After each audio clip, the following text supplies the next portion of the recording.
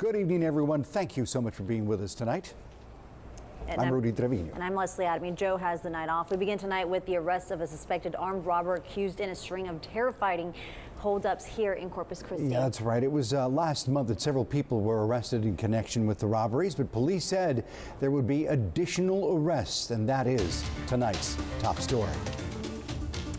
19-year-old Jasmine Gonzalez was taken into custody this afternoon by agents with the U.S. Marshals Gulf Coast Violent Offender Fugitive Task Force. Gonzalez was arrested at a fast food restaurant near the Port Air Shopping Center. It was back on February 18th when police announced the arrest of 8 people for a series of armed robberies at places like Subway, Stripes, and even a cell phone shop.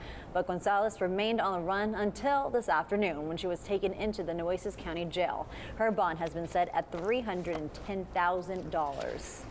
A new time.